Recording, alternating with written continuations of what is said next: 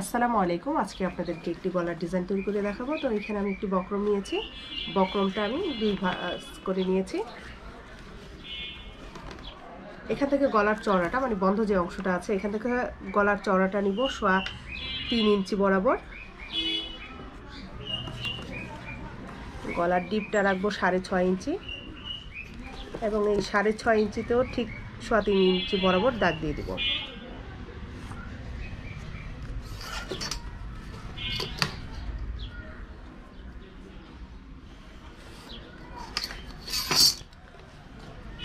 এখান থেকে আমি গলার যে ডিজাইনটা আছে গোল তৈরি করব। তো এর জন্য গোল রাউন্ড শেপ দিয়ে দিচ্ছি। এই বরাবর এইভাবে হবে। তো ডিজাইন তৈরি করার জন্য নিচের দিকে আমি আরও একটা দাগ দিব। তো এখান থেকে ঠিক 3.5 ইঞ্চি বরাবর এই দাগটা দিব। আর এখানে চওড়াটা 3.25 ইঞ্চি বরাবর রাখবো। তো এখান থেকে আমি যে ডিজাইনটা তৈরি করতে চাই সেই শেপটা দিয়ে দিচ্ছি।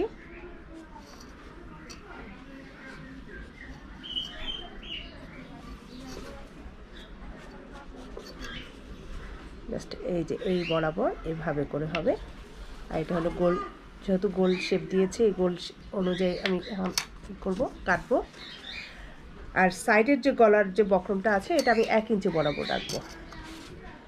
এটা 1 ইঞ্চি অথবা আর একটু কমও যদি হয় তাতে কিন্তু সমস্যা হবে না। জাস্ট এই মাপ অনুযায়ী আমি এটা সাইডগুলোতে টোটালটাই আমি দাগ দিয়ে নিচ্ছি। এখন আমি এই দাগ অনুযায়ী প্রথমে যে গোল রাউন্ড শেপটা দিয়েছি এই দাগ অনুযায়ী প্রথমে কাটবো। তো কাটার মুহূর্তে মানে যে উপরের দিকে যে অংশটা আছে এখানে এইভাবে করে 1/2 ইঞ্চি বরাবর রাখবো। তাহলে গলার যে শেপটা এটা খুব সুন্দর মতো করে বসানো যায়। আপনার মানে কম বেশি হবে না। দুই পাশের যে কাপড়ের মধ্যে বসানো এটা খুব সুন্দর করে শেপটা আসে।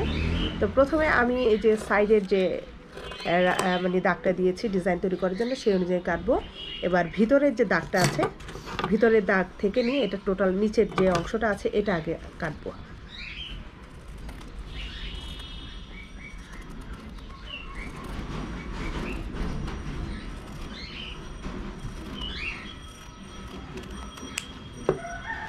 কাটার পর এখন যে ভিতরের যে অংশটা আছে ভিতরের অংশটা কাটবো।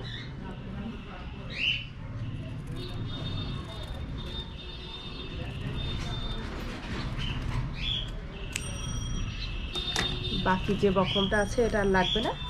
এখন এই যে বক্রম মানে যে কাটলাম এটা এবং এই যে অংশটা আছে ভিতরের যে অংশটা এটা এখন আমি কাপড়ের মধ্যে আয়রন দিয়ে বসিয়ে নিব।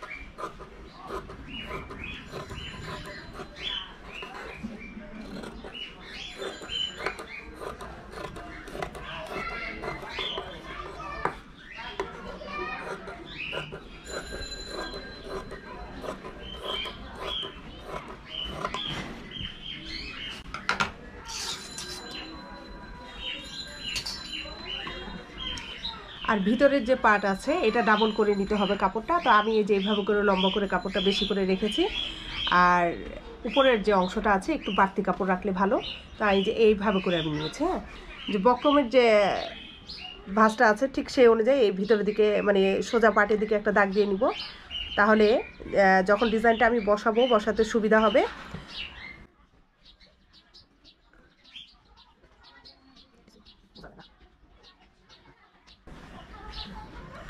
তো প্রথমে এই ভিতরে যে রাউন্ডটা আছে সেই অনুযায়ী আমি সেলাই করব। তো সেলাই করার সময় এটাকে জাস্ট যে এই বরাবর না সেলাই করে এটাকে একটু বাঁকা করে নিব।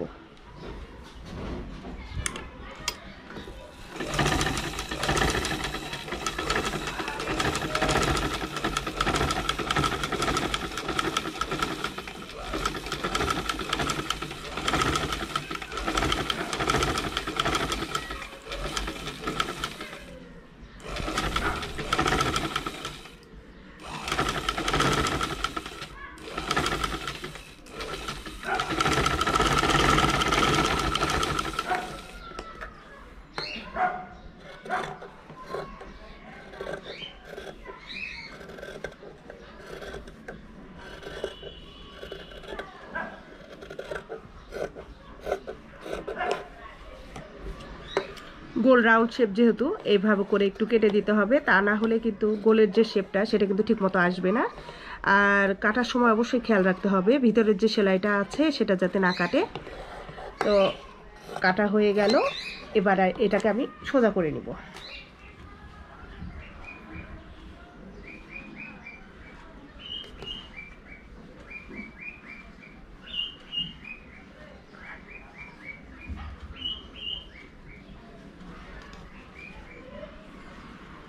তো ভিতরের দিকে আমি একটা সেলাই দিয়ে দিব। হ্যাঁ,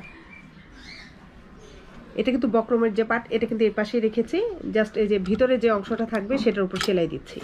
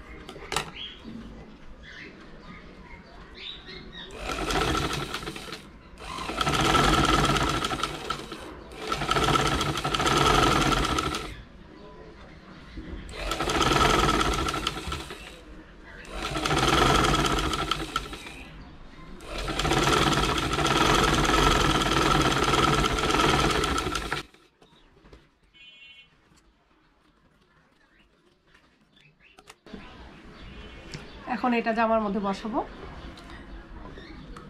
এই যে জামার কাপড়, তো প্রথমে যে বড় যে গলার যে অংশটা আছে এটা বসাতে হবে। তো এই যে ভাঁজ করেছি ঠিক এটা, এখানে আমি জামার মধ্যে কোনা কেটে নিয়েছি ঠিক মাঝ বরাবর যে অংশটা আছে।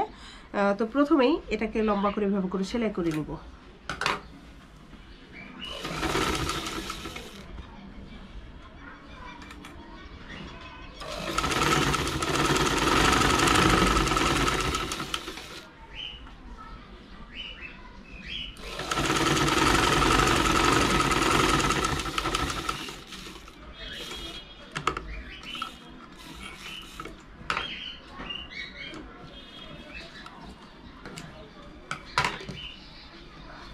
এখন এই সাইডগুলোতে এভাবে করে বক্রমের যে সাইড সেখানে সেলাই করে নিব।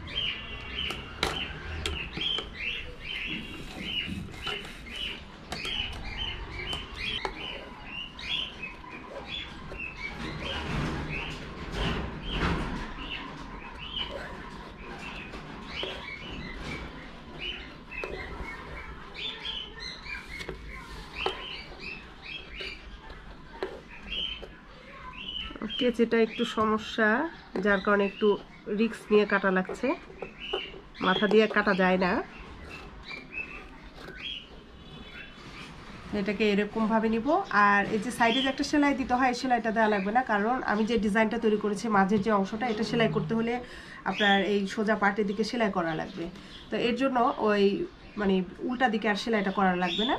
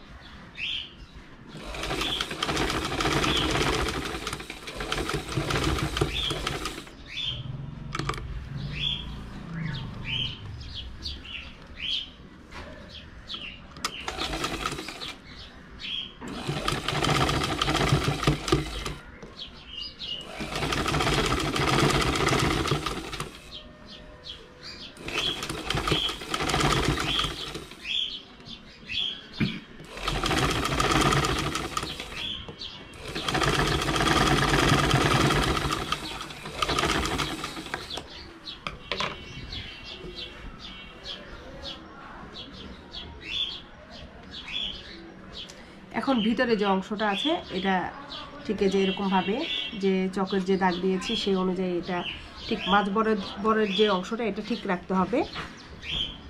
প্রয়োজনে এখানে পিন আটকে নিলেও ভালো হয়। তো এই দেখেন, এই যে এভাবে করে নিয়ে আমি এখানে একটা জাস্ট এই বরাবর একটা পিন আটকে নিচ্ছি। এরপরে যে এরকম আর এরকম, তাহলে এই যে এরকমভাবে থাকলে আপনার যে ডিজাইনটা আছে এটা মানে দুই পাশ থেকে যে কম বেশি সেটা কিন্তু হবে না। এই যে এরকম। এখন এটা আমি এভাবে করে সেলাই করে নিচ্ছি।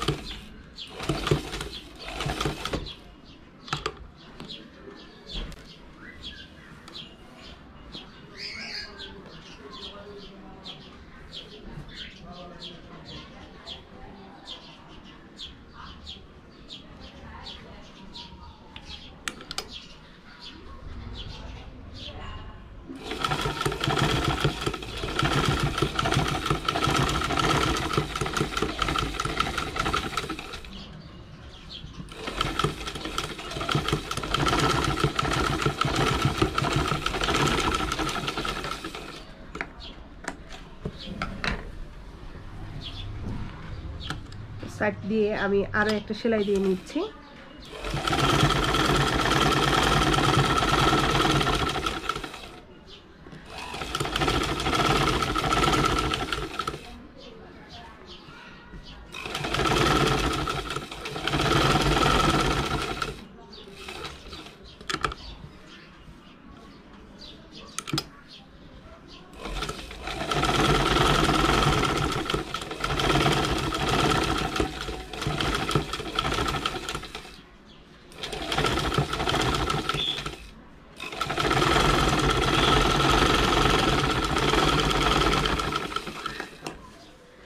তো ডিজাইন তৈরি করা হয়ে গেছে। এখানে আমি শো বাটন তৈরি করে নিয়েছি, এই যে এরকমভাবে এটা বসিয়ে দিব।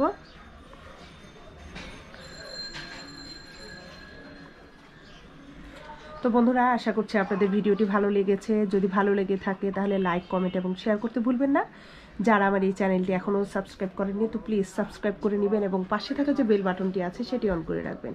তো আজকে এই পর্যন্তই, আবারও দেখা হবে। ভালো থাকবেন। আল্লাহ হাফেজ।